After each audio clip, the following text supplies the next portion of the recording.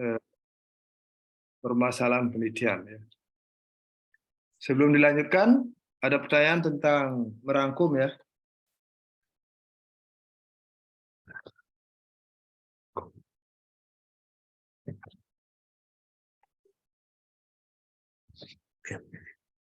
Ada yang masih bermasalah merangkum? Pastikan supaya sudah benar ya. Inggih deh. Tiang kide terkait dengan niki sumber-sumber untuk memastikan jurnalnya niki masuk Sinta 1 sampai 3 serta Scopus niki tiang terus coba-coba ada jurnalnya yang memang berisi sertifikatnya, ada yang tidak itu. Nah, ke gimana caranya membedakan itu? Kalau Scopus cari di Simago atau WOS. Skimago tulisannya. Simago atau WOS. WOS itu Web of Science. Nggak harus Scopus, yang penting bereputasi. Ya. Dan kalau ada tulisan international journal, itu udah boleh tuh, nggak harus Scopus. Ya.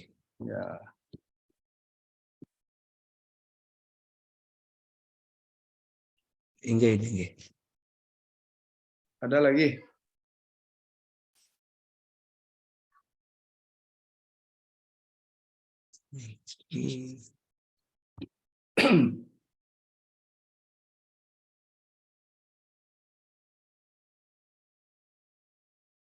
Nah, terkait dengan internet malah kita itu, iki kan tiang coba cari case based learning kebanyakan iki kesehatan iki yang gini deh, yang sudah menerapkan kalau di pendidikan di peserta didik sedikit nih gitu. Coba caranya mencari International Journal about Case-Based Learning in Learning Physics. Itu loh caranya mencari. Iya. Ingin.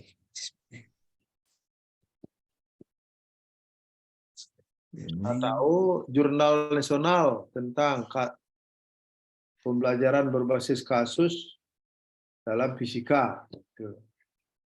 Kalau dalam mata pelajaran lain, bilang mata pelajaran lain. Yes.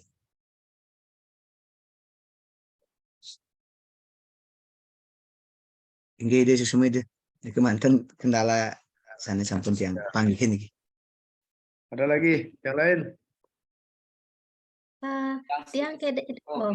Yes, Oke.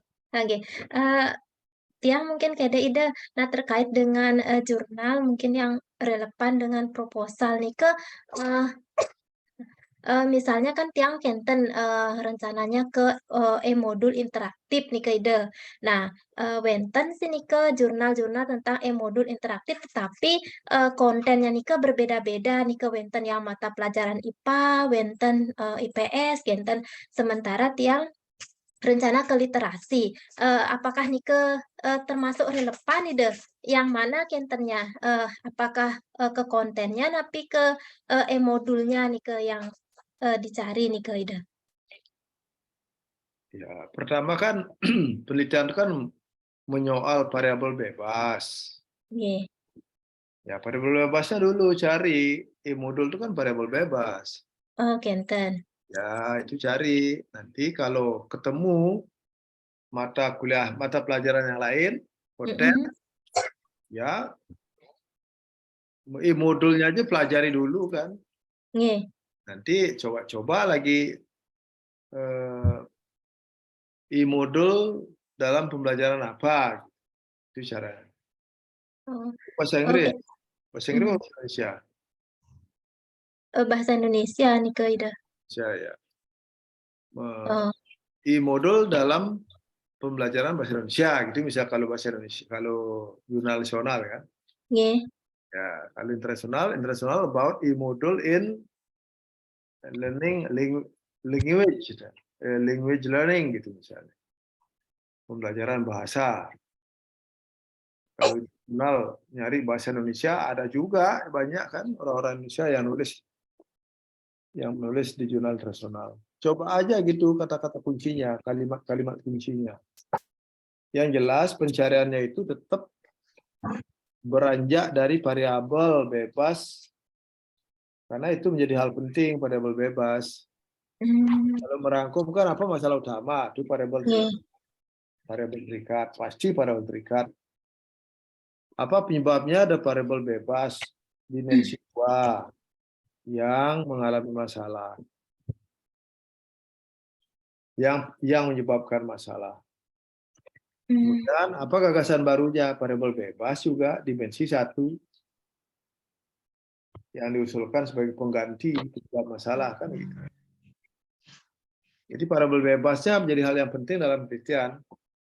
Lalu karena kita beranjak dari masalah utama adalah variabel terikat, itu masing-masing punya tuh, masing-masing bidang studi punya apa masalah utama itu kan yang dialami oleh murid. Dalam pelajaran fisika misalnya rendahnya kemampuan pemecahan masalah fisika, rendahnya kemampuan berpikir kritis, rendahnya hasil belajar, rendahnya aktivitas di kelas dan sebagainya. Semua dialami oleh murid. Gitu. Nah, kalau penyebab, kalau penelitiannya mau mengarah ke korelasi, penyebab itu bisa dari luar, bisa dari dalam. Kalau eksperimen, pasti penyebabnya dari luar. Dari luar dari siswa maksudnya. Nah, orang TP kan lebih banyak ngurusin penyebab dari luar. Karena TP itu, profesional di bidang TP adalah melahirkan perangkat-perangkat pembelajaran berbagai bidang studi by design. Itu yang terpenting. By design itu artinya kita mengkonstruksi misalnya model pembelajaran, ya, media pembelajaran, termasuk media misalnya e-modul, e-book, gitu ya, lembaran kerja peserta didik, ya, student worksheet dan sebagainya, itu semuanya perangkat pembelajaran. Atau media game gitu misalnya, gamifikasi dan sebagainya. Kan semuanya by design. Boleh juga sebenarnya by utilization dengan membeli, tapi dalam konteks menyusun tesis kan tidak dibenarkan. Harus by design, bukan by utilization. Tuh. Jadi variabel bebasnya cari dulu e-modul, pahami bagaimana tentang e-modul theoretically, kemudian hasil-hasil penelitiannya. Kalau jurnal kan hasil penelitian. Nah, nanti belakangan cari juga bukunya. Biasanya kalau dapat jurnalnya yang bagus, pasti ada bukunya di jurnal itu. Jadi merangkum satu jurnal itu memiliki multiplier effect yang banyak. Terutama di latar belakangnya kalau dicermati. Katakanlah jurnalnya tahun 2022. Di situ kan paling mudah dia pakai 2022 kan. Entah artikel, entah buku gitu. Nah, itu yang terkait cari daftar pustakanya lalu di-download di internet lagi gitu. Jadi satu artikel bisa melahirkan banyak sumber. Itu loh maksudnya. Inilah langkah-langkah kritis namanya. Yang namanya penelitian itu, penelitian apapun tidak bisa lepas dari berpikir kritis, kreatif, ya, gitu loh. Kreatif, penelusuran itu kreatif, mencoba dengan kata-kata kunci kan kreatif namanya. Kemudian mempelajarinya kritis namanya gitu. Ya, ada lagi? Mungkin lagi satu Ida terkait dengan kemarin waktu merangkum nih Kak Wenten komentar Wenten. Nah, ketika nanti membuat proposal merujuk satu jurnal nih komentar nih ikut dimasukkan nggih Ida? Di proposal. Kan di bab 2 biasanya itu kan ada bab 2 itu kan ada teori-teori yang berasal dari buku. Kemudian ada kajian hasil-hasil penelitian yang relevan.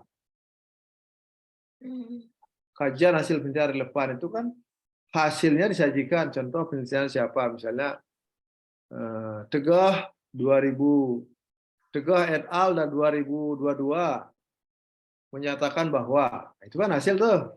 Oke. Nah, terus kajian Anda apa? Itu loh di sana masuknya 2 pertanyaan terakhir. Makanya harus kritis itu anunya, komentarnya. Nah, panduannya kan apa kemenarikannya, apa kebaruannya, apa keunggulannya, kan itu kan. Jadi bikin rangkum aja. Keunggulannya adalah, kemenarikannya adalah, tidak perlu gitu. Jadi buat kalimat yang mengklaim di antara 3 hal itu gitu loh. Satu di antara atau semuanya 3 hal itu. Nah itu kan mengkaji namanya, mengkritisi, itulah analisis kritis namanya. Kemudian apa hubungannya dengan rencana proposalnya? Bukan dengan proposalnya. Kalau dengan proposal kan seolah-olah udah punya proposal. Nah, dengan rencananya, makanya 2 yang pertama itu jadikan menginspirasi untuk membuat tema. Kalau udah jelas banget, jadi judul. Jangan judul dulu lalu nyari jurnal, salah caranya itu. Ya, kalau ada judul dulu baru nyari jurnal itu salah. Harus jurnal dulu baru bikin judul, baru carikan lagi gitu. Nah, di situ bisa dah ngomongkan apa hubungannya. Kalau berbicara hubungan itu berbicara variabel. Jadi jurnal 1 misalnya itu melandasi variabel yang mana tentang gagasan penelitiannya. Jurnal 2 sebagai pendukung teori utama tentang apa di gagasan penelitiannya. Gitu loh. Itu berarti mengkaji namanya. Jadi di kajian penelitian relevannya itu selain menyajikan hasil, juga kajian. Jadi komentar Anda terhadap hasil penelitian itu kayak apa gitu loh. Itu di bab 2 sebelum membuat kerangka berpikir. Gitu loh. Jadi kalau dibaca, kalau sempat ke Singaraja, baca itu tesis-tesis anak-anak S2 atau skripsi-skripsi anak-anak S1 fisika. Pasti begitu ketemunya nanti. Tesis S2 TP ya hampir semua gitu cara berpikirnya, karena kita memang desainnya kayak begitu dari dulu. Walaupun ada beberapa mungkin melanggar gitu, karena ya kan kita banyak orang, belum tentu semuanya paham. Diajak kemarin meeting menyamakan persepsi, ada yang tidak hadir gitu kan. Itu mahasiswa banyak juga hadir waktu itu. Nah itu kan agar memperlancar proses-proses itu kita lalui, memperlancar studi. Kalau percaya, ya kalau mau boyar rugi sendiri, ya kan? Mau boyar dengan cara-cara yang diberikan rugi sendiri, Anda sendiri akan terkatung-katung nanti. Ketemu penguji yang agak paham, repot, perbaikan gitu aja jadinya. Tuh. Ini kan baru aja kita nguji masuk S3 nih, proposal. Kajian penelitian relevannya baru 4 biji loh, S3. Saya bilang, S2 aja tuh berapa diminta kemarin ya? Anda mencari berapa? 12 sudah. 12. Tambah 1 tesis kan? Ya. Itu minimal 13. Minimal. Ini S2 aja 13 minimal. Ini S3 cuma 4. Itu yang ilmu pendidikan tuh. Prodi ilmu pendidikan, tapi konsentrasinya TP. Memang lemah itu Mas. Sudah angkatan 2019. Iya, ntar dulu Kak. Jadi gitu. Sekarang itu mencari jurnal 20 itu tidak sampai 1 jam. Ya, itu yang koheren itu, yang sudah pasti masuk. Tetapi harus tahu kata-kata kunci yang kita cari. Nah, inilah pentingnya kreatif. Gitu loh. Ini kita nih sedang nyusun book chapter ini tentang bullying. Bully bahasa Indonesia. Bully. Bullying. Kita diminta, ini kan ada grup nasional membuat buku. Ya, dari bulan November tuh udah 3 buku. Nah, kita masuk ke bab-bab. Itu jurnal banyak sekali dapat bullying. Siapa yang menduga hasil penelitian sejak 2015 ada hasil penelitian bullying itu seluruh dunia, Indonesia juga. Bahkan ada 2009 malah ada. Dan 2023 sudah ada tentang penelitian bullying. Itu kan tidak diduga-duga. Disertasi saya kemarin tentang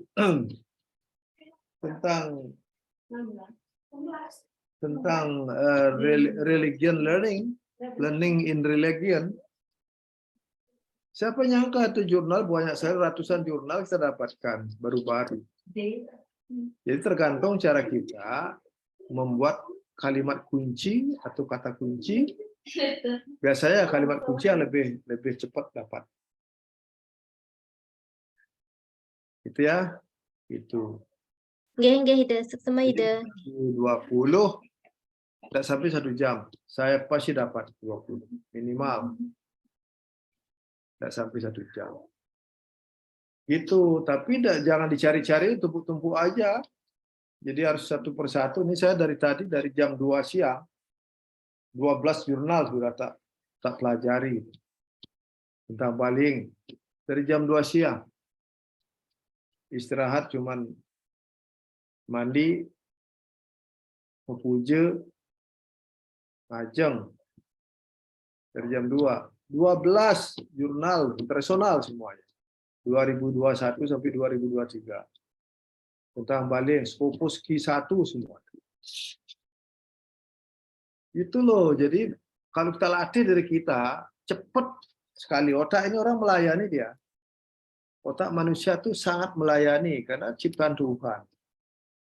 Tapi kalau kita bikin malas, ya dia tidur gitu kan. Kayak babi, kayak bab 1. Gitu. Tapi kalau dilatih terus melayani. Kalau capek istirahat, jangan dipaksa. Kalau capek terus saja nanti bisa konslet nanti gitu. Ya. Kalau capek, istrinya lus-lus gitu. Nah, kan terhibur, capeknya bisa cepat hilang itu maksudnya. Ada lagi pertanyaan? Ya mungkin ya itu begini deh, dia kan rencananya misalkan mengambil penelitian eksperimental. Nah, sedangkan yang sudah beberapa mendapatkan jurnal, yang cari kata kuncinya adalah pengaruh kan, ataupun the effect kan gitu kan. Ya. Nah, yang dapat beberapa jurnal itu yang terkait dengan variabel penelitian yang rencanakan, namun dari segi metode penelitiannya nih, dia judulnya pengaruh di jurnalnya, tetapi ketika di metode penelitian Korelasi.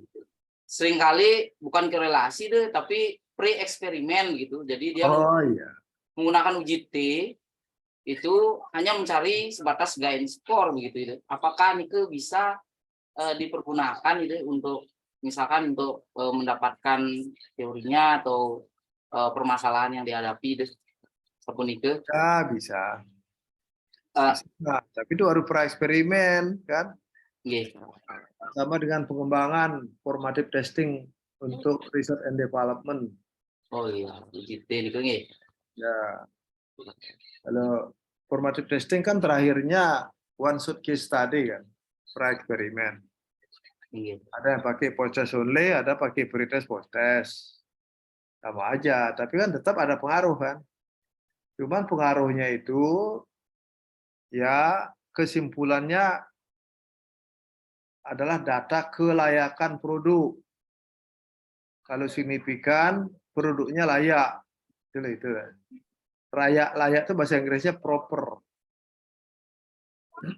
Jadi hanya mendapatkan data kelayakan produk, belum tentang keefektifan. Kalau mau keefektifan, post testnya dibandingkan dengan kriteria keberhasilan. Nah, contohnya kalau fisika kelas kelas 11 itu misalnya, untuk mata pokok bahasan apa, KKM-nya berapa? 75 gitu ya di sekolah X. Karena itu tidak sama, sekolah X dengan sekolah Y tidak sama itu biasa. Katakanlah 75.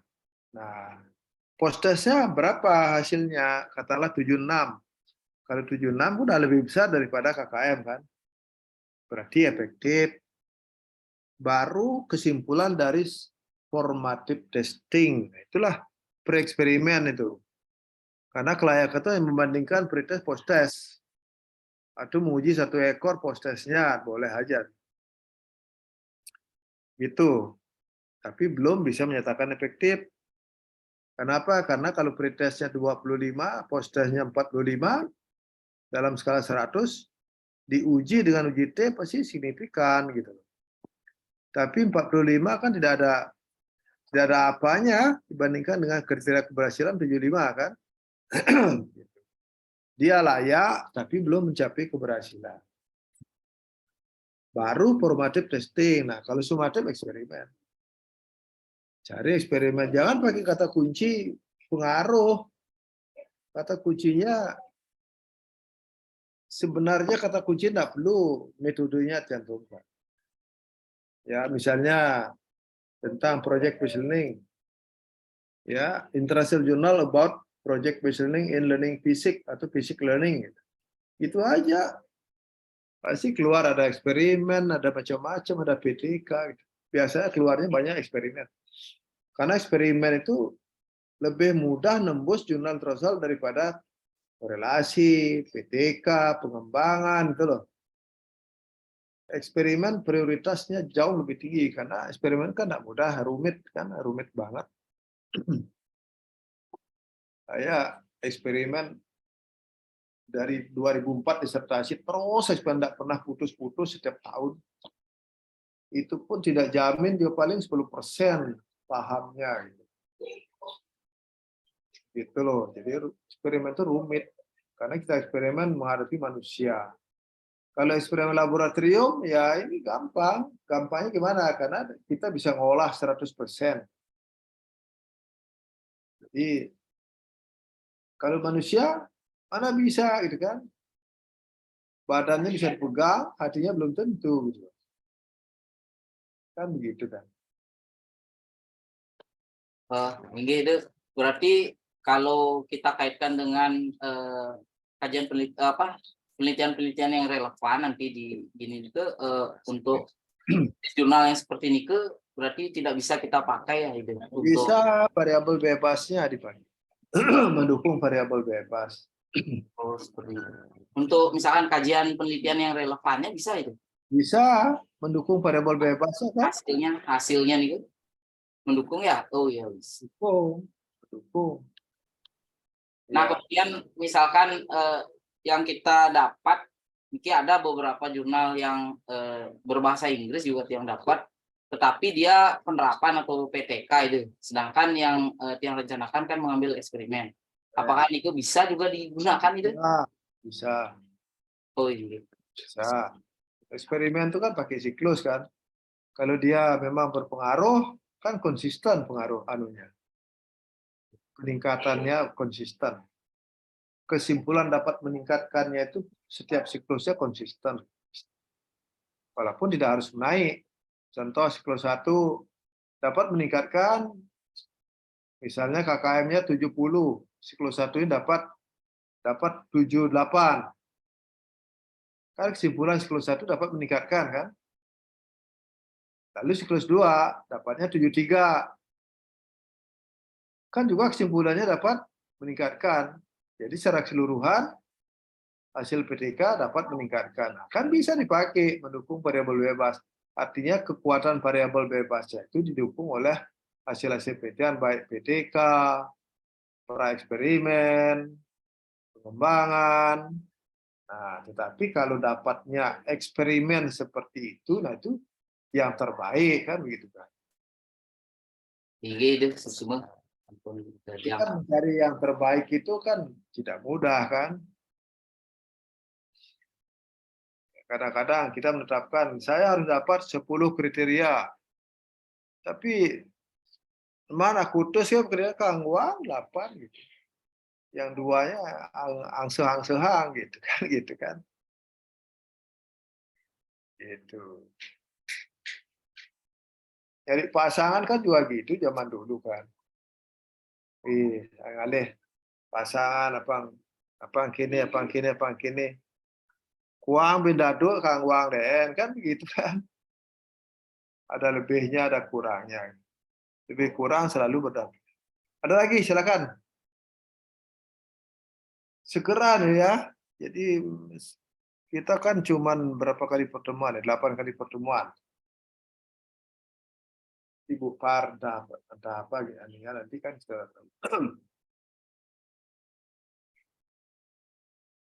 sudah 4 kali kalau salah ya.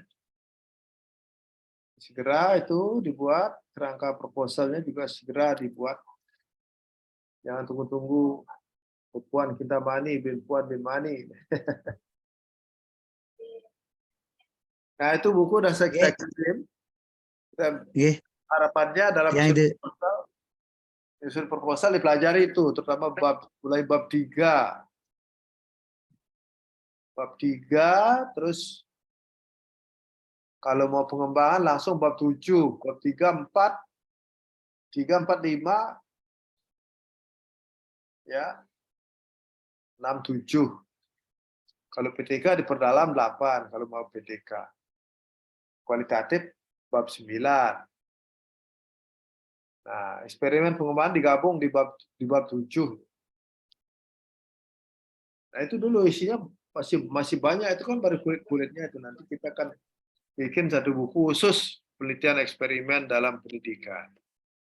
Nanti kita bikin lagi penelitian pengembangan dalam pendidikan. Itu kalau jadikan satu, tebal bukunya. Tebal bukunya saya dengan uang. Gitu. Ya, jadi segera ini kerangka proposalnya. Nah, ini kalau kita berbicara, sudah ada yang mau bertanya lagi. Tanya saya deh, Burung. Ampun, ini Perpu ini sudah kelihatan belum? Sampun. Sampun itu sampun. Permasalahan penelitian.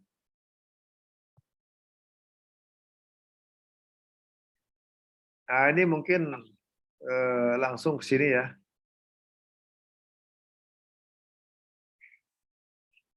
Nah, ini.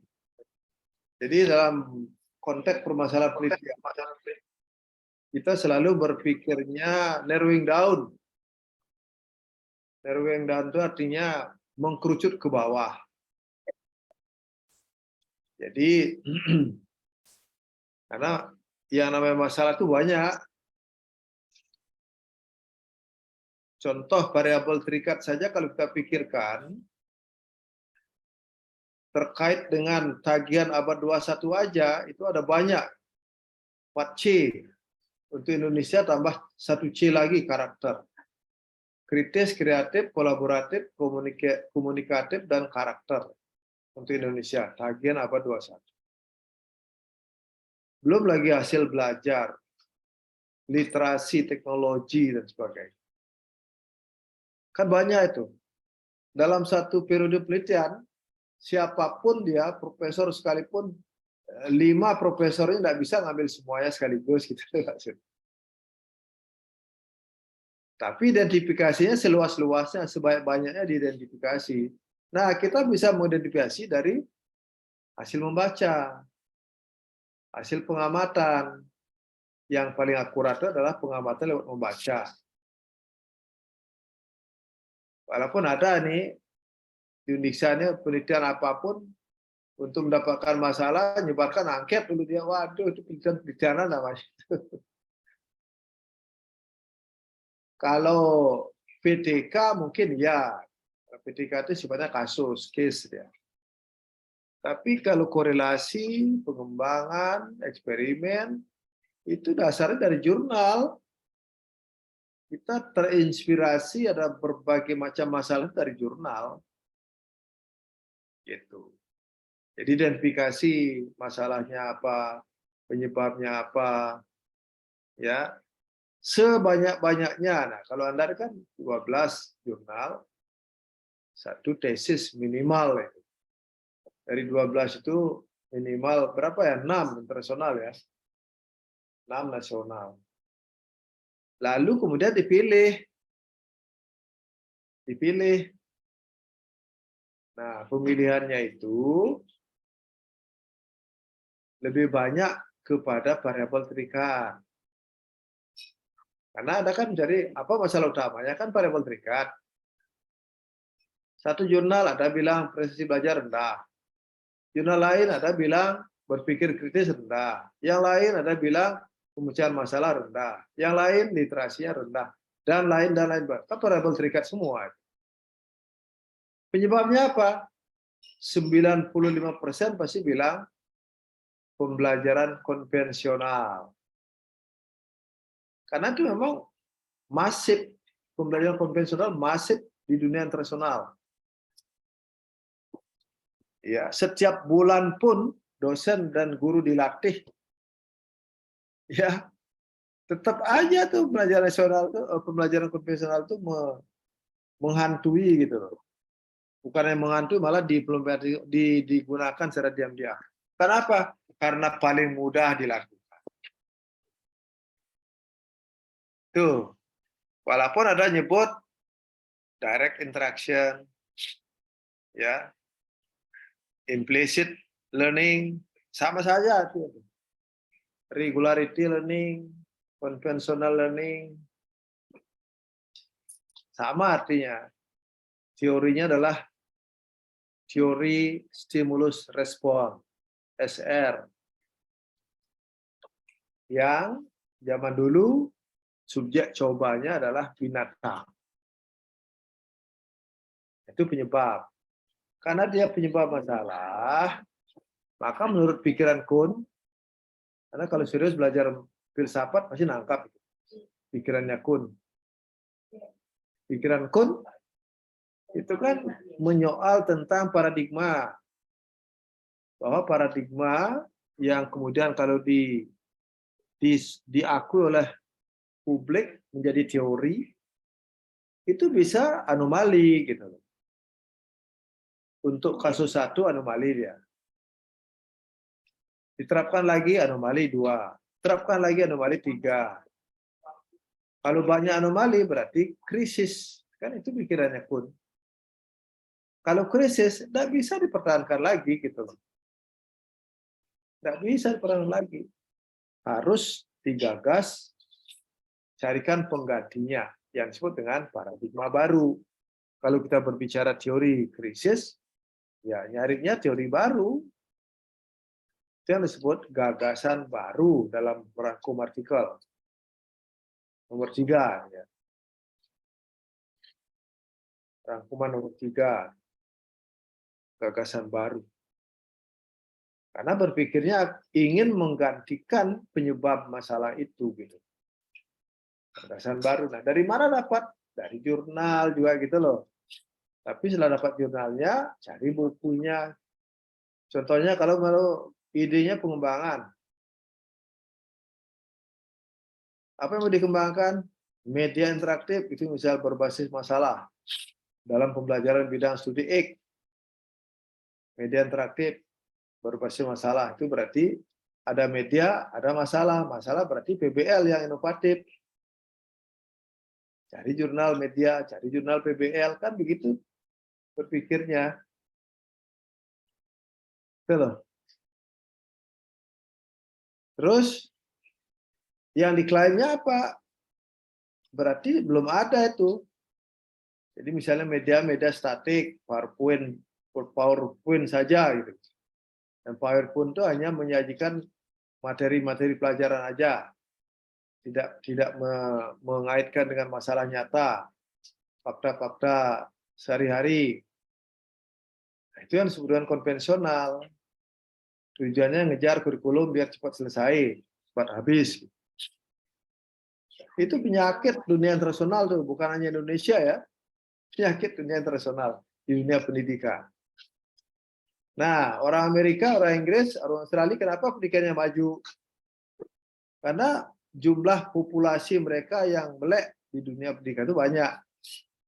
Jadi serius menangani pendidikan, setiap saat melakukan penelitian, mencermati masalah-masalah, gitu. Jadi dia punya tanggung jawab moral. Nah, Indonesia mungkin sekarang menuju ke arah itu. Kalau mau pengabdian kita di dunia pendidikan bagus, kan? Nah, itu banyak identifikasinya. Nah, sekarang kita pilih, gitu loh, pilih. Nah, mungkin tertarik PBL, PBL-nya pakai sebagai gagasan baru. Terus tertarik hasil belajarnya sebagai variabel terikat. Sederhana begitu dulu, 2 variabel. Ya, berikutnya lagi faktor internal yang mendukung problem-based learning atau media interaktif proses masalah. Faktor internal, mungkin kreativitas, mungkin pengetahuan awal, kan gitu kan? Mungkin juga modalitas PAK, mungkin juga field independent, faktor internal semuanya. Nah, kalau dapat jurnalnya, oke lah. Media pembelajaran bermasalah, sandingkan dengan faktor internal. Jadilah dia analisisnya nanti 2 jalan. 2 way. Nah, itu bab 7 nanti lihat bukunya. 2 way ANOVA, 2 way ANACOPA, dan sebagainya. ANACOPA 2 jalan, ANOVA 1 jalan. Itu loh. Jadi begitu berpikir, makanya belajar statistik kemarin tuh kalau serius sudah memasukkan ke memori jangka panjang, sekarang agak enteng ini kan. Karena itu berpikiran statistik itu digunakan sekarang. Gitu loh. Makanya statistik juga kasih duluan. Gitu. Jadi berarti kita mengaitkan variabel moderator. Jadi variabel moderator itu bukan datangnya dari langit, tapi memang dibutuhkan oleh variabel bebas agar dia mampu berinteraksi. Kalau berinteraksi itu akan menjadi kuat ya. Dalam dunia fisika kan ada 2 gelombang berinteraksi itu melahirkan interferensi dia, itu gelombang berdiri. Gitu. Gelombang berdiri kan amplitudenya pasti lebih besar daripada gelombang masing-masing kan begitu kan. Jadi melahirkan kekuatan.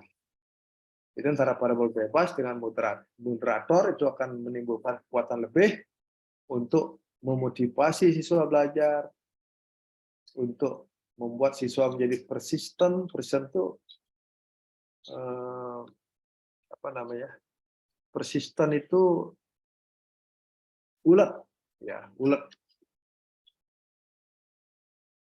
tertantang.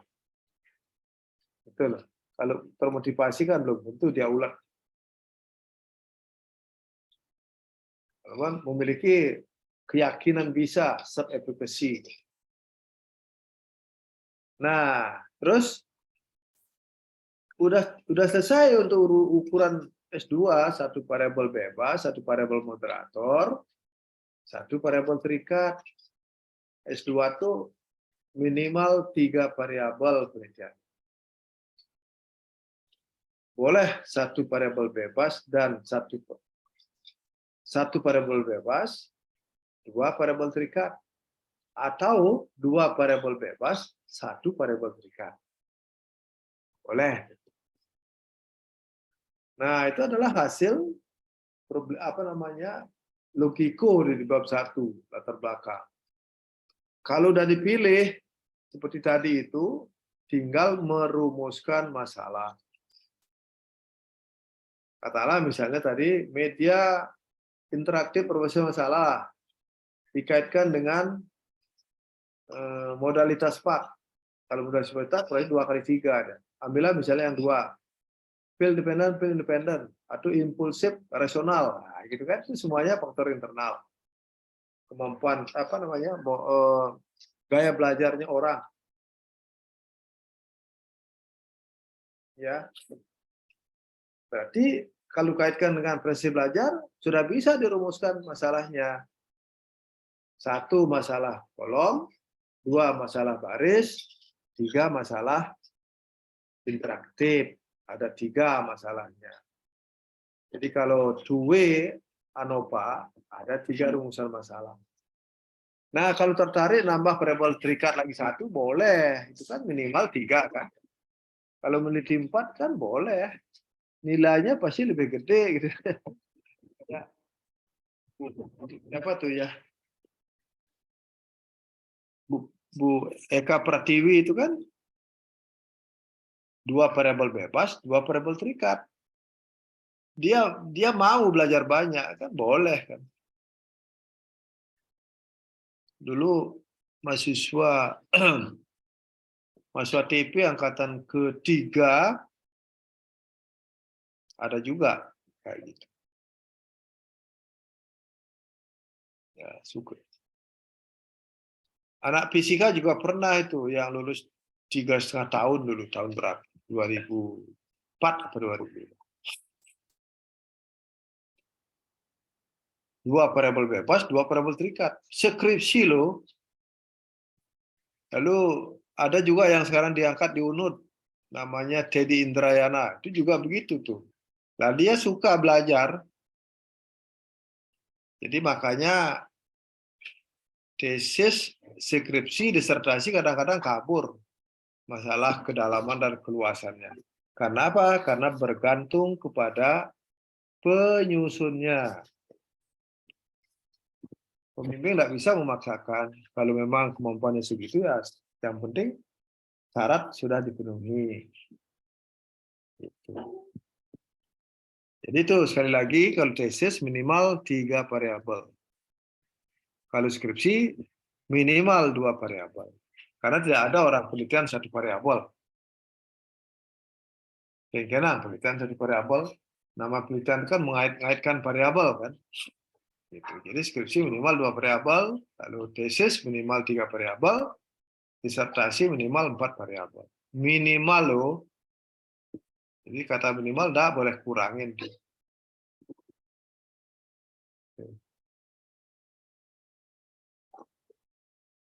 Kalau 2 variabel bebas, 1 variabel terikat, itu hipotesisnya udah ada 3.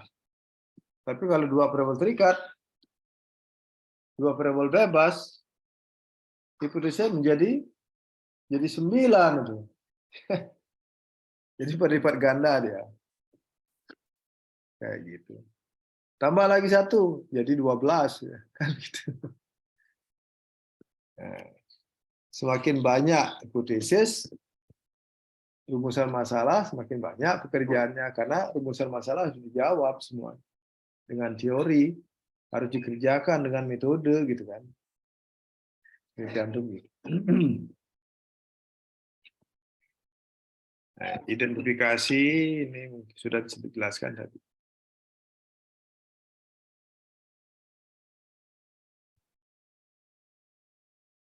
Nah, rumusan masalah.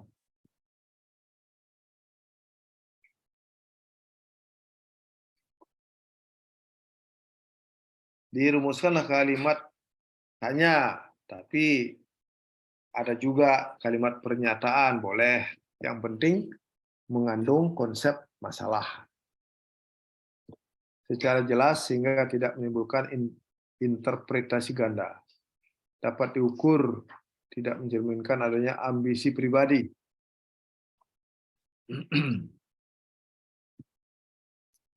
Contoh rumusan masalah, ini korelasi. Nah, kali korelasi berarti baca bab 7 ya, bukunya. Contoh, apakah terdapat korelasi antara motivasi berprestasi, sikap dan persepsi siswa terhadap belajar, sikap dan persepsi siswa terhadap belajar, pesan pelajaran terhadap hasil belajar. Itu berarti ada ada 3 variabel, ada 4 variabel. Motivasi, sikap, dan persepsi pesan. Jadi prediktornya ada 3, variabel kriteriumnya ada 1, hasil belajar. Nah, kalau itu diambil berarti variabelnya semuanya variabel TP itu. Motivasi, TP. Sikap dan persepsi siswa terhadap belajar, TP. Pesan pembelajaran, TP. Ya, kalau ngomong pesan pembelajaran berarti pengembangan by utilization, by design. Jadi bikin modul kan pesan aja tuh, setiap halaman ada pesan-pesan pembelajaran. Nyusun kalimat itu kan pesan. Sama dengan kita mengirim berita di WA kan pesan, message. Apakah terdapat korelasi antara nilai-nilai mata kuliah prasyarat dan nilai mata kuliah yang diprogramkan? Nah, ini kecil ini, tapi contoh aja tuh. Kalau sekarang ngambil tesis kayak begitu kecil. Zaman dulu boleh tuh. Sama dengan mengerjakan PR. Apakah terdapat hubungan antara modalitas PAK dan hasil belajar? Jadi ada 3 prediktor, P, A, K dengan hasil belajar. Contoh kausal komparatif. Nah, ini juga kalau skripsi mungkin masih ya nih. Contoh aja nih ya. Kausal komparatif kan ex post facto, sama dengan korelasi yang tadi. Makanya penelitiannya bisa dilakukan kapan aja.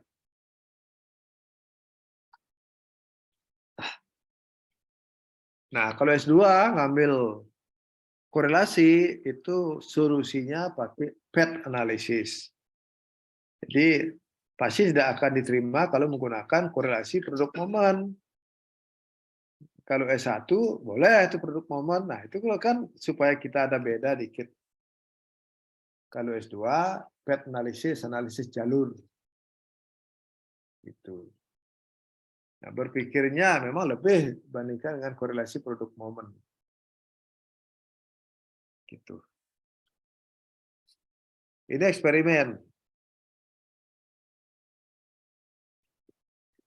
Dari yang sederhana sampai yang two-way ya. 2 jalur, 2 jalan. Nah, ini semuanya ada di bab 7 nanti ya. Termasuk simbol-simbolnya. Ini pengembangan. Perlu diingat kalau pengembangan sebelum ke rumusan masalah ini terlebih dahulu merumuskan masalah yang berdasarkan need assessment, analisis kebutuhan. Itu pernyataan. Nah, contohnya sudah ada di bab 7, nanti tinggal baca.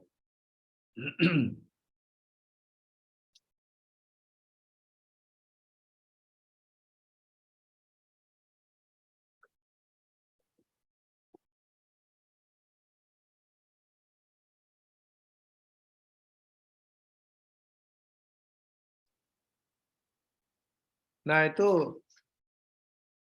sekarang bagaimana menyusun latar belakang? Menyusun latar belakang ya. Ini mungkin kurang. Mungkin bisa dicatat ya, menyusun latar belakang. Supaya ini ada kerjaan minggu depan, supaya bab 1-nya selesai. Menyusun latar belakang, yang pertama yang perlu dideskripsikan adalah das Sollen. Das Sollen itu adalah harapan.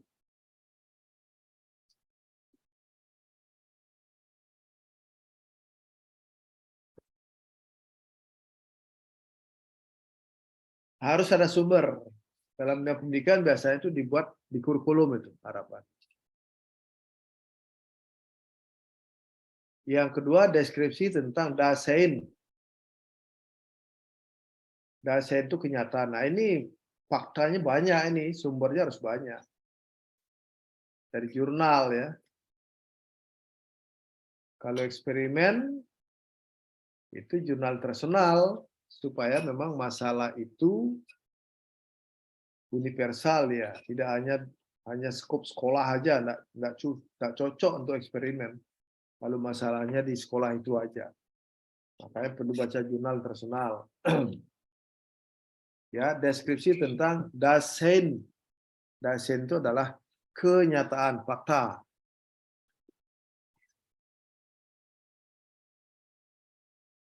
Yang ketiga, langkah ketiga, nanti nyusun latar belakang jangan 1, 2, 3, jangan gitu. Ini kan teknis ini. Nanti baik alinea nanti ya, dengan alinea aja. Yang ketiga, deskripsi tentang kesenjangan. Deskripsi tentang kesenjangan. Tadi kan harapan, kenyataan. Nah, kalau kenyataan tidak sesuai dengan harapan, berarti terjadi kesenjangan. Nah, itu deskripsikan dengan kalimat-kalimat ilmiah.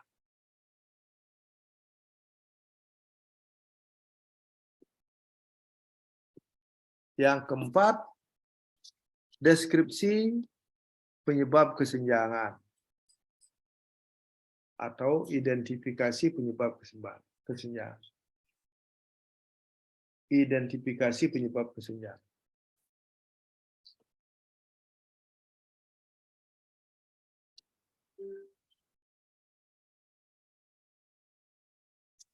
Jadi orang itu penelitian kan karena menemukan fakta kesenjangan. Kesenjangan sosial, kesenjangan budaya, dan sebagainya. Kesenjangan itulah perlu dicarikan solusi. Yang namanya kesenjangan gap-nya melebar itu, senjang. Jadi kan kita mau melewati 2 bukit, tapi jurangnya terlalu lebar kan susah kan. Nah, sekarang gimana caranya memecahkan masalah? Bukan bukitnya dipindahkan supaya jadi rapat, tapi bikin jembatan gitu misalnya. Sehingga kita bisa melangkah dari bukit satu ke bukit yang lain. Jadi 4, identifikasi kesenjangan. Yang 5, gagasan baru untuk mengatasi kesenjangan. Gagasan baru untuk mengatasi kesenjangan. Ini juga faktanya harus banyak nih. Yang rangkuman Anda itu adalah yang nomor 3.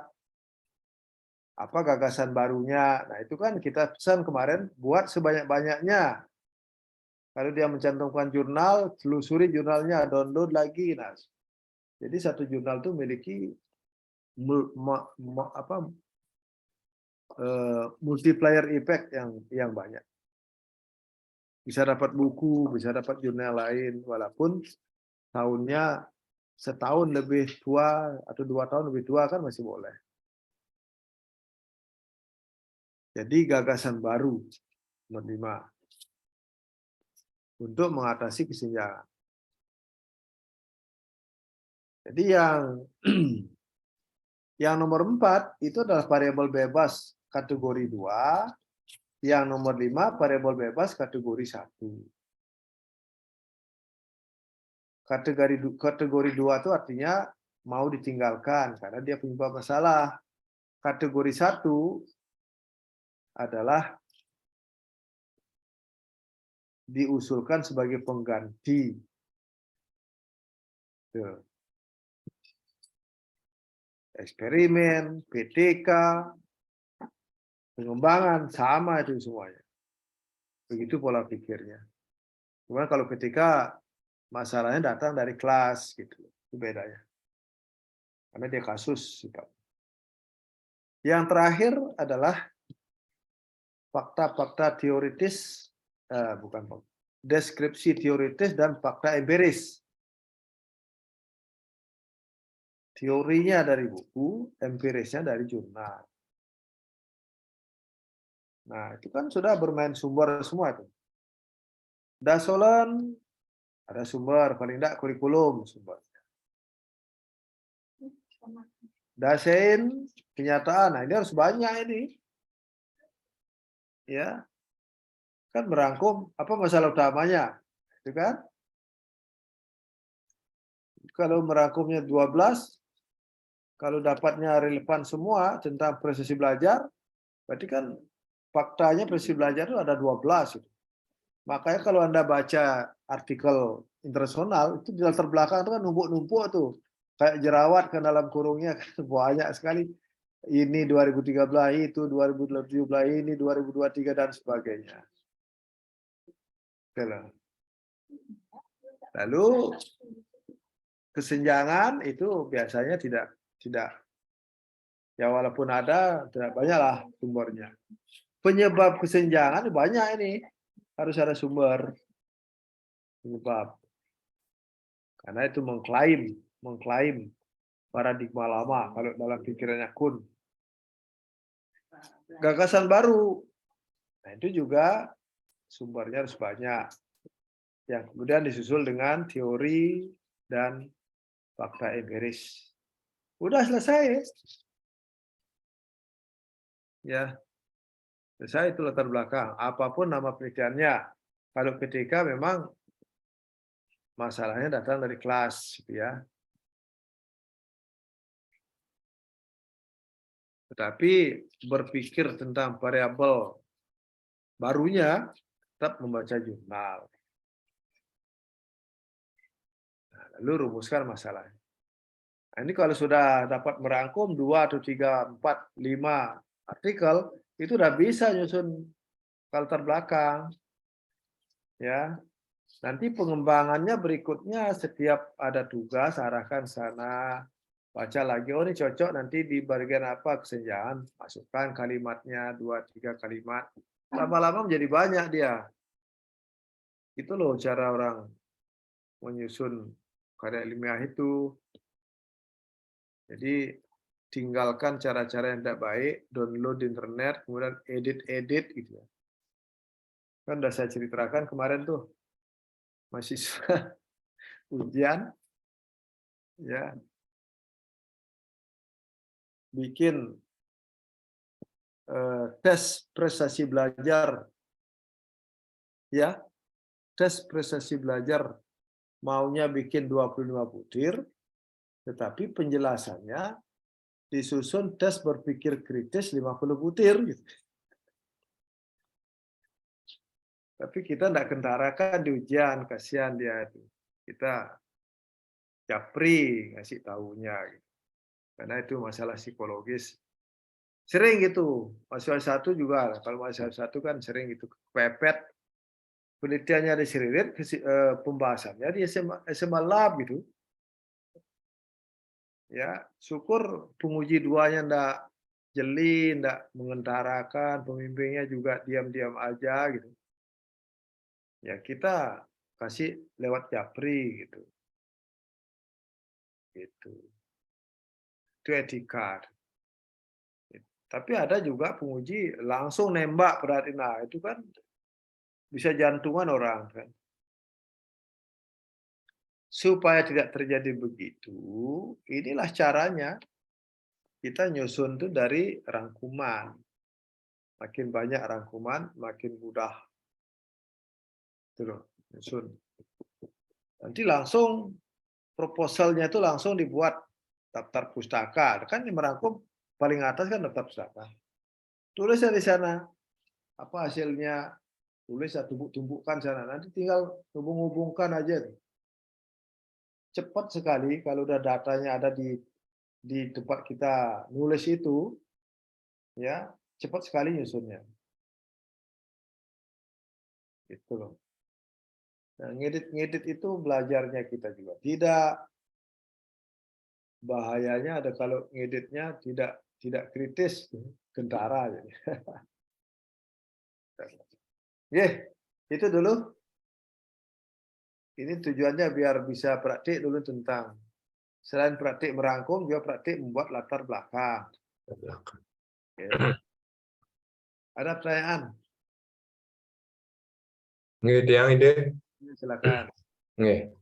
Nah, tadi sampun tapi disampaikan terkait tentang menyusun latar belakang nih ide. Nah, tiang durung paham terkait dengan kategori 2 sama kategori 1 nih ide. Napi ini masuk yang dijen nih. Oh gitu. Nggih.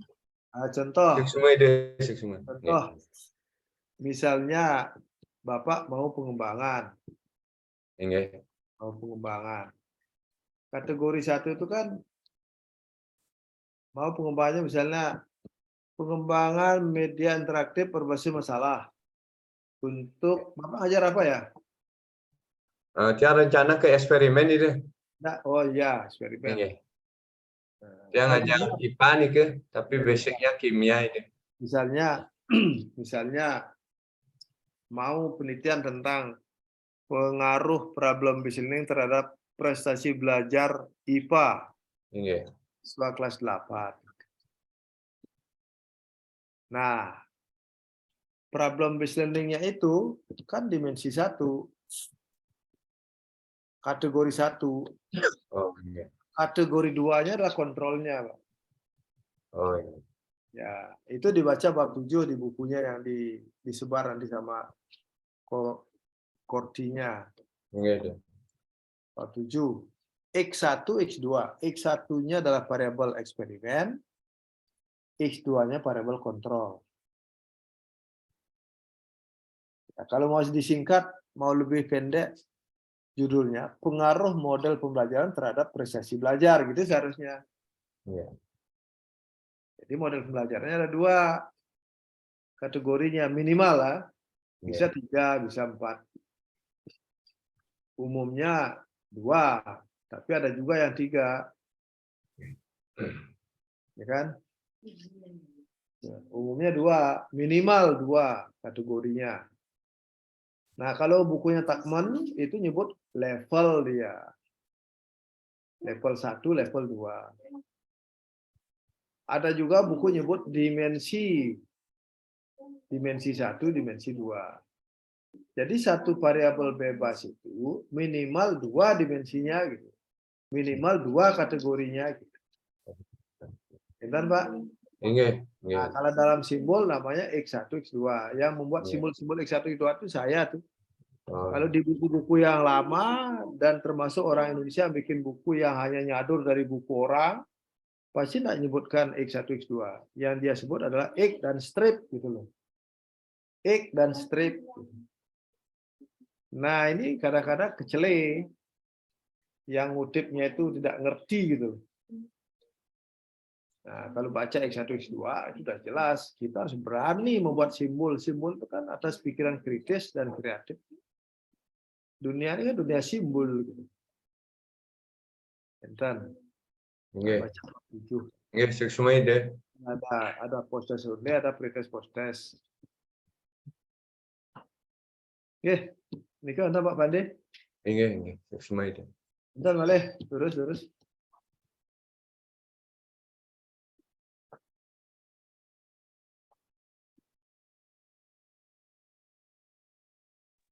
Kalau baca disertasi saya di S3 di Malang dulu, itu judulnya pengaruh model dan setting pembelajaran terhadap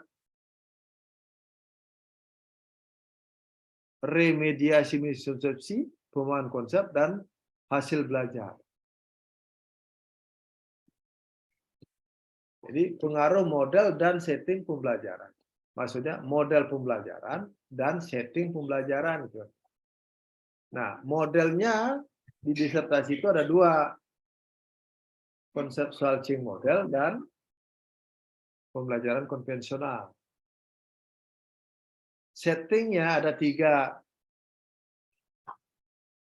Settingnya ada 3. Itu kalau berbicara setting berarti mengorganize kelas. Ada organisasi kelas konvensional, gurunya ngajar di depan terhadap 40 orang. Kemudian ada dibagi 2. Nah, kita tuh mengorganisasi menjadi cooperative learning gitu loh. Jadi setting belajar cooperative learning, kita ambil 3 paradigma. Satu yang akarnya John Dewey, filsafat John Dewey, group investigation. Yang kedua adalah psikologi kognitif, yaitu Murder. Yang ketiga adalah psikologi behavioristik, STAD.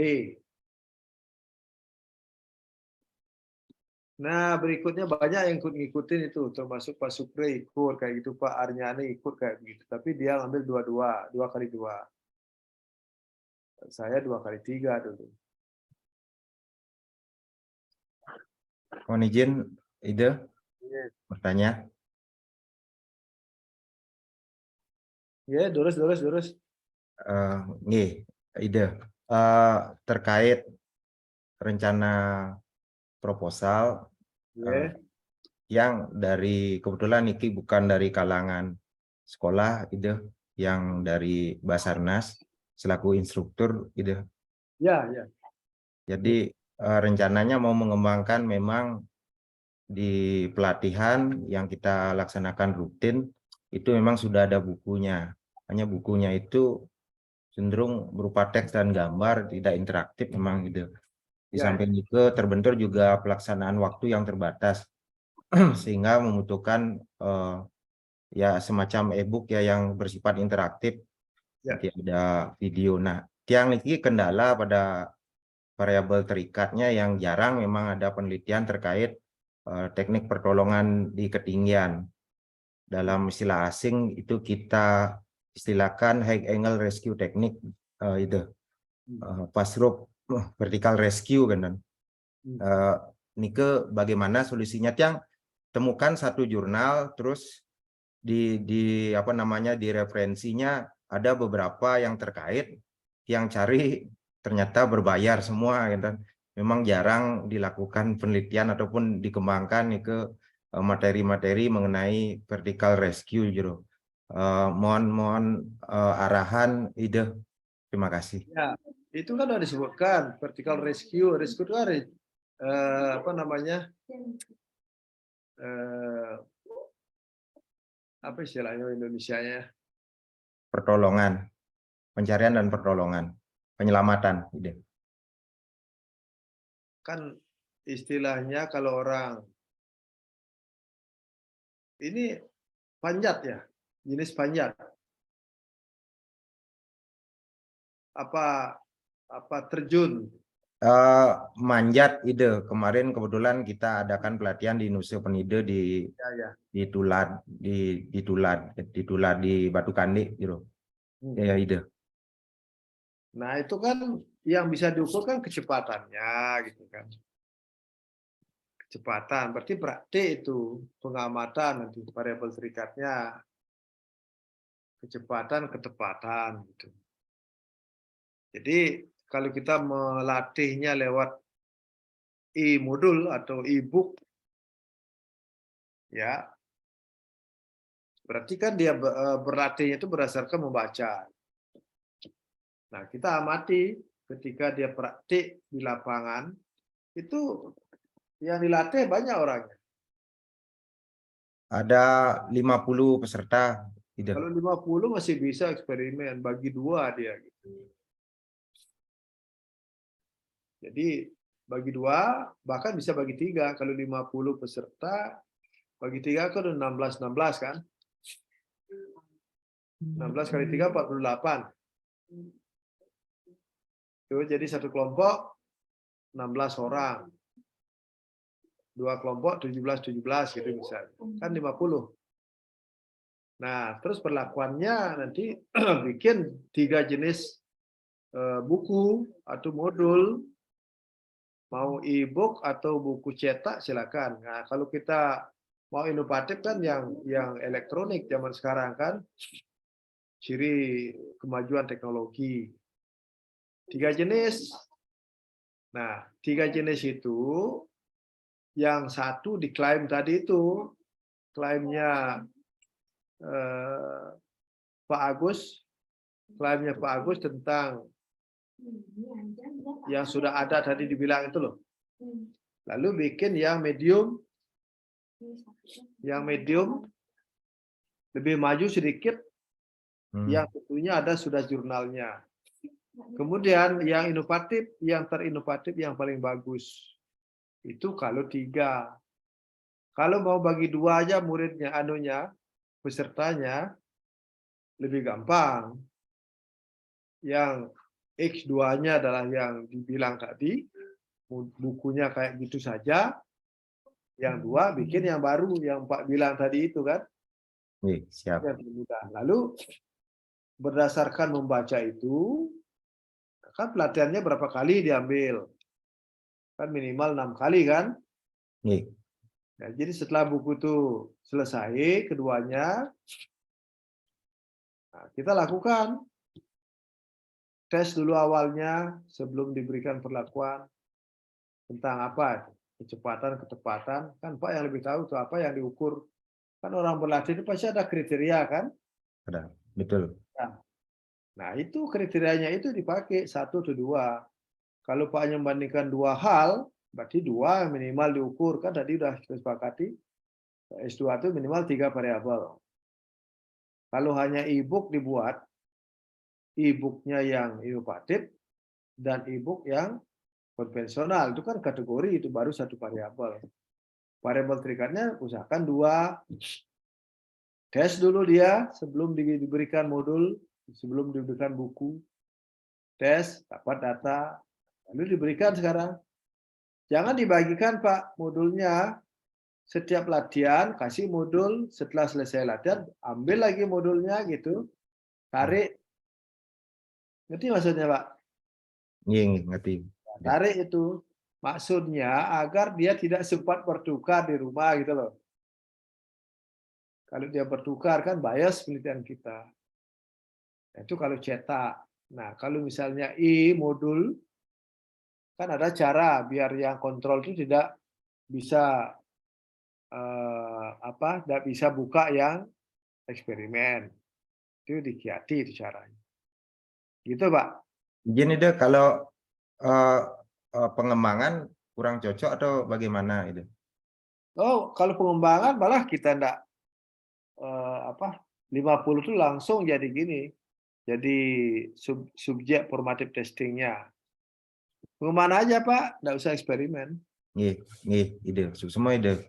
Pengembangan formative testing aja. Jadi uji ahli, uji di media, uji desain.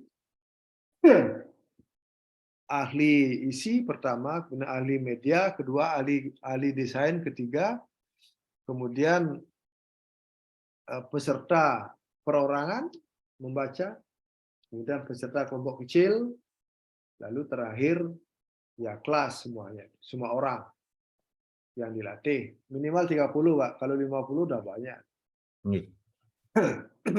Semua ide. Pengembangan aja. Bentar, Maleh. Iya.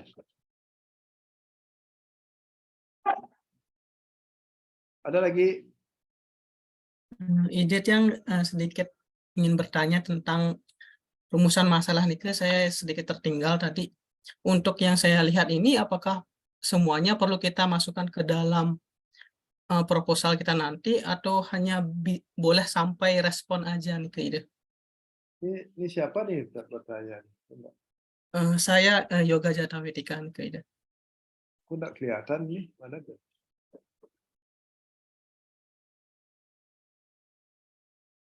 Oh ini ya, Jayantika. Iya, iya. Baru kelihatan. Ya, Yoga Jayantika.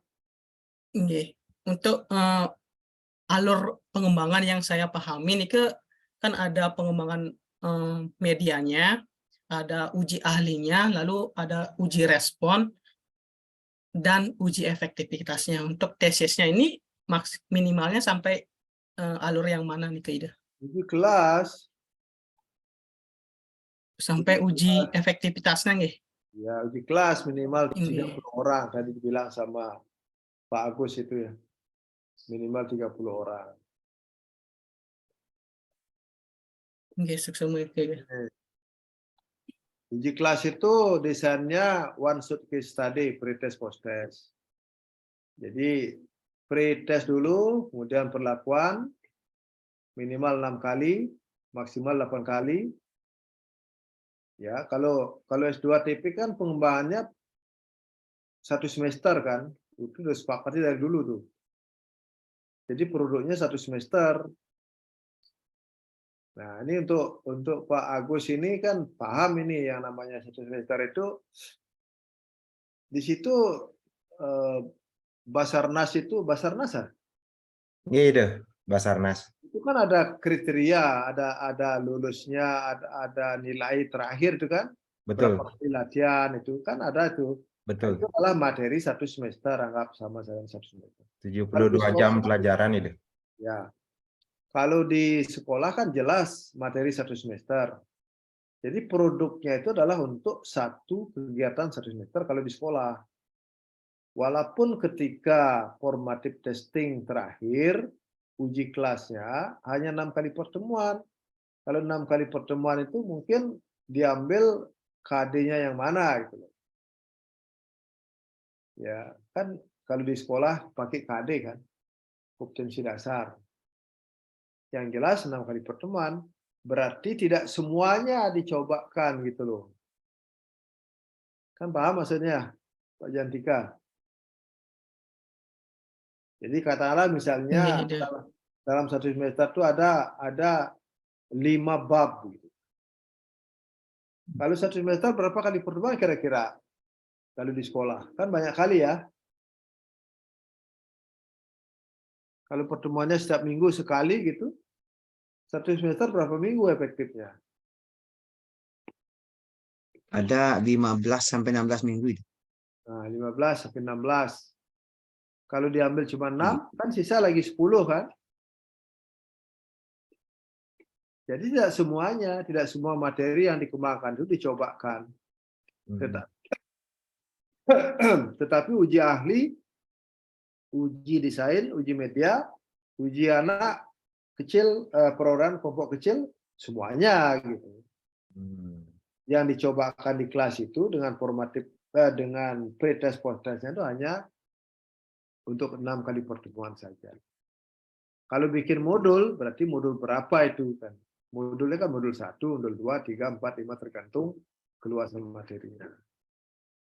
Ya, kalau pakai e-book berarti babnya, bab berapa mau dicobakan. Nah, di sini kritisnya adalah harus mampu memprediksi kalau penelitiannya misalnya semester genap. Ya, punya komitmen kalau semester genap itu kan dari bulan Januari sampai Juni kan. Harus punya komitmen, saya mau ke lapangan nanti bulan April.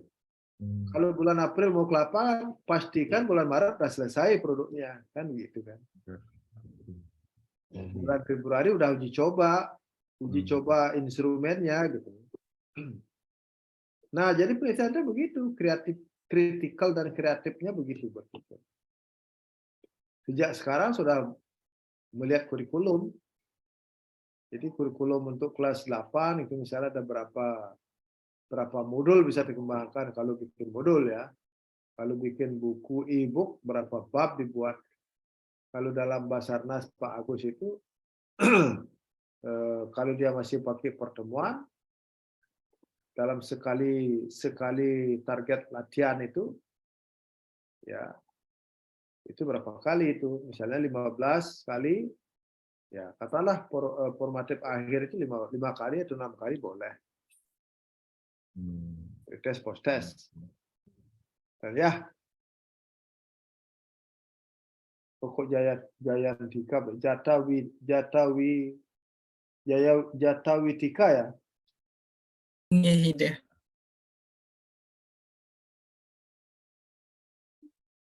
Yang Besok semua itu. Kirim WA ya, Jatawitika kah? Iya. Nah, itu kan Tentang gamifikasi kemarin. Sudah saya jawab tuh.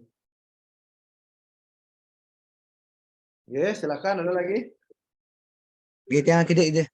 Yes, Nah, terkait dengan niki rencana untuk penelitiannya karena niki teman-teman pengembangan sudah nanya ke beberapa teknis Nah, Tiang ingin menanyakan untuk Tiang rencananya eksperimen itu. Nah, ini ke penten batasan untuk gininya jumlah KD yang mesti dibelajarkan pada saat eksperimen. Kemudian jika seandainya rencananya memakai kelas 12 itu untuk uji instrumennya itu dipakai kelas berapa itu atau seperti apa solusinya kalau kita mau penelitiannya kebetulan subjeknya kelas 12 ini. Jangan kelas 12 lah. Kalau kelas 12 semester ganjil penelitiannya. Iya. Ya kan kalau penelitiannya nanti kan semester genap, rata-rata semester genap kan. Kalau semester genap, kelas 12 kan sudah ujian dia. Nah ini bulan Maret ini. Teknis itu. Ya kan? Kelas 12 itu semester genap sudah ujian ya, enggak bisa tuh. Gitu. Oke lah kelas 11. Kelas 11. Kalau kelas 11 itu pun uji coba agak bermasalah. Nah, tapi kalau mereka kalau kelas 11 kan uji cobanya kelas 12. Kalau mau eksperimennya bulan Maret, nah, bulan Februari diminta muridnya masih bisa diganggu bulan Februari kan, kelas 12. Nah, sekarang ada skripsi ini di Gianyar, dia penelitian kelas 11. Terus uji coba kelas 12. Mereka sedang ujian.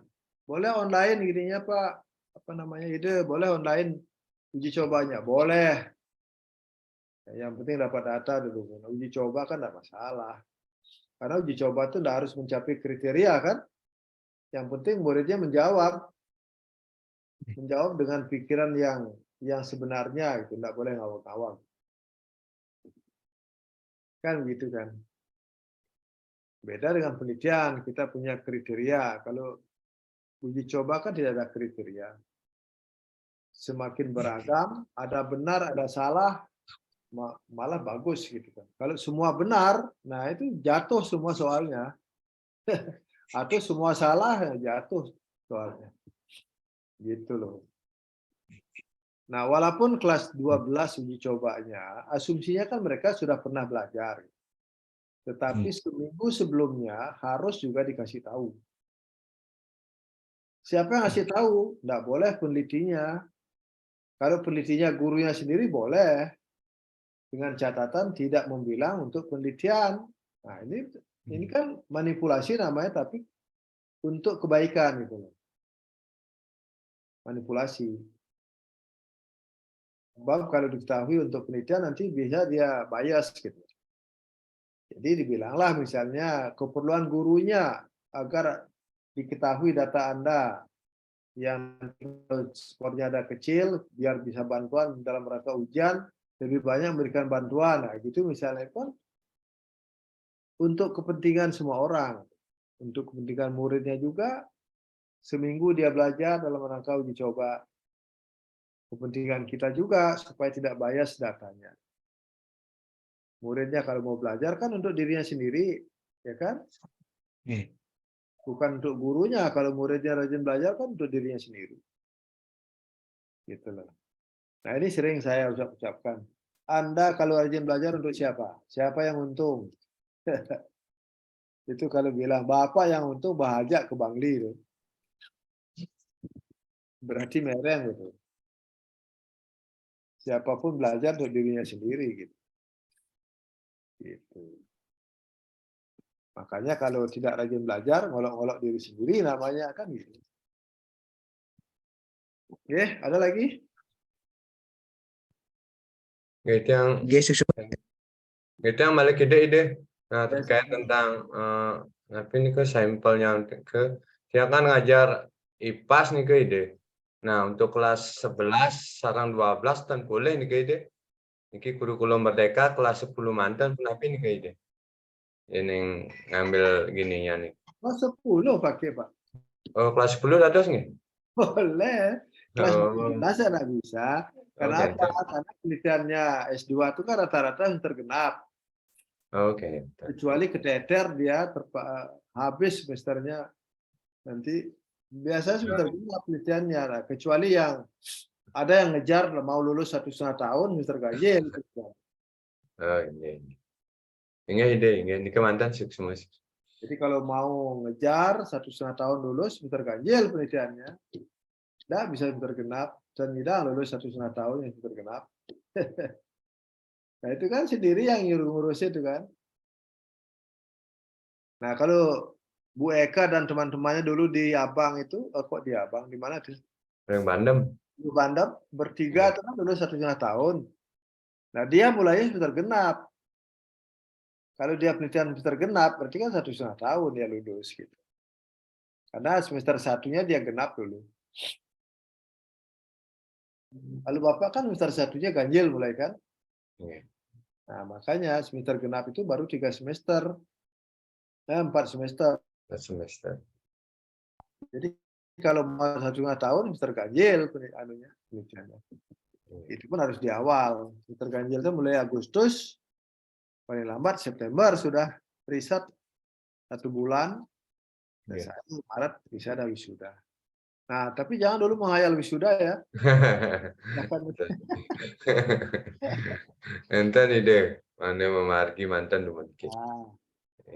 Santai tapi sukses itu loh, serius. Santai, serius, sukses. Jangan tambah lagi. Stres. Stres. Ini sukses. Oke, udah malam ini, udah jam 10 kurang seperempat. Sekian dulu ya. Inge. Selamat malam. Inge malam. Ide.